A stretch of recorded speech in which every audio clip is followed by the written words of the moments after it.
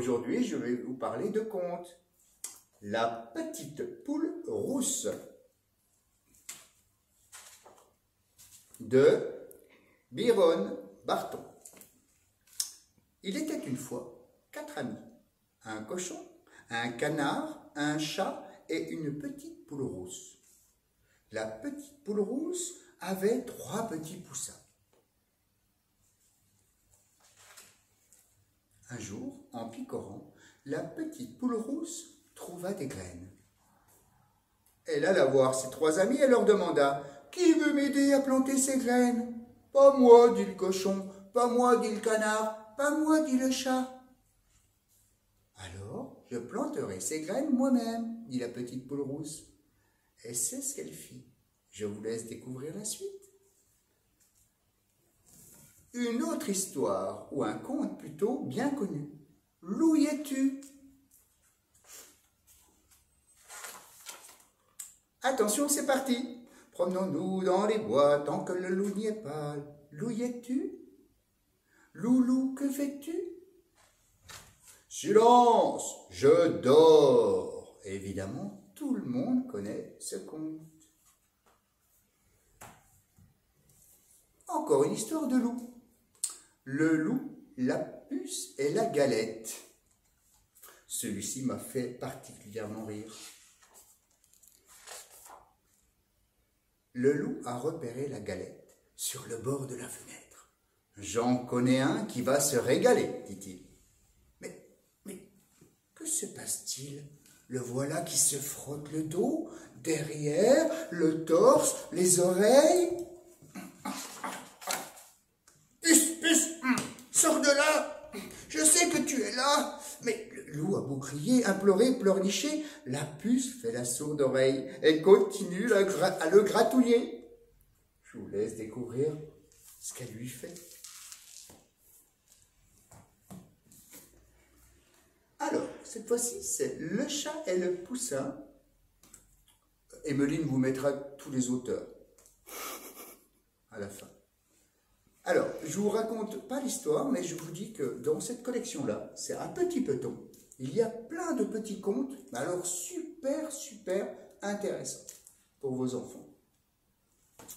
Un petit peloton. Et enfin, mon coup de cœur, didgeridoo. Vous allez me dire, c'est quoi un didgeridoo? Vous allez le voir plus loin. Les aborigènes racontent qu'au début du monde, le ciel était si bas que les crocodiles avaient mangé les étoiles.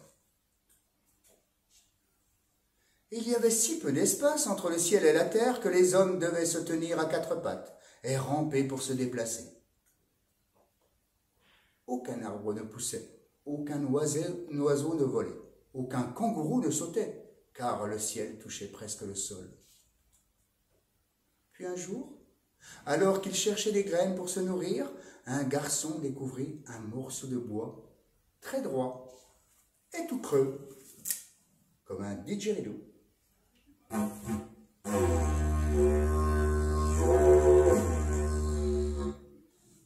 Voilà, à bientôt à la médiathèque. Au revoir. Tour de vous présenter ma sélection de contes.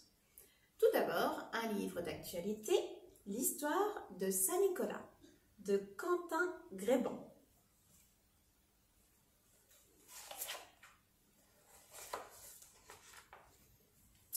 Ils étaient 3 petits-enfants qui s'ennuyaient profondément. Ils décidèrent comme distraction d'aller chasser les papillons. Un très beau livre à raconter où les images prennent beaucoup de place. Je vous laisse découvrir la suite. Toujours dans le thème, mais un peu plus hivernal, mon tout petit.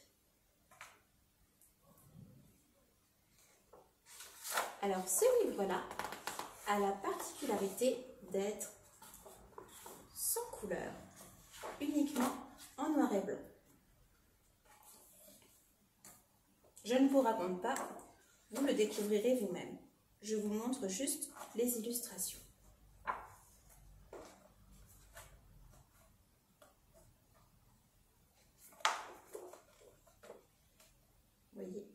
Il est magnifique.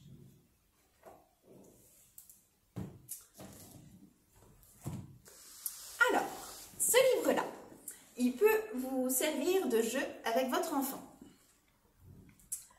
Moi, j'ai pas mon enfant sur place, alors je vais prendre Alain. Il était une fois une petite fille, une promenade, une maison, des bols, Ah oui, je reconnais ça. des chaises, C'est avec des ours. un escalier, des lits, un sommeil, 3 ours, Je te l'avais dit. une fenêtre. De quelle histoire il s'agit? Chaperon rouge. Bien sûr que non. Une autre chance? Boucle d'argent et les 3 petits cochons. Alors vous, derrière votre écran, vous êtes plus sérieux et je pense que vous avez trouvé. Il s'agit de Boucle d'or et les 3 ours. Et là, vous avez l'histoire, avec des petits dessins pour que l'enfant puisse remplacer les mots. Donc vous avez plusieurs histoires, hein. Les histoires sont très courtes, donc ça vous permet de lire à votre enfant des 3-4 ans, je pense. Voilà, je vous laisse faire la suite vous-même. Un autre très beau conte, Blanche-Neige. Donc il s'agit de la vraie histoire, avec de magnifiques illustrations, encore une fois. Je vais vous lire le début. Il neige. 3 flocons se sont posés sur la fenêtre givrée. Dans le château, sur la montagne, dans la forêt, une petite princesse est née.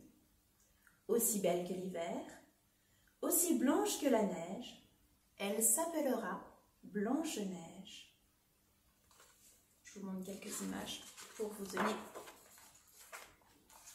l'eau à la bouche.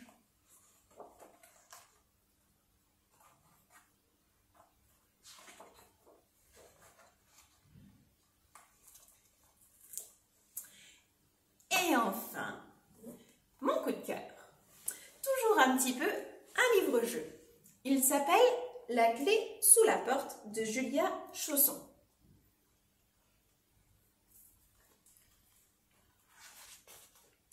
Alors, sous forme de jeu, comme si on était dans des annonces immobilières.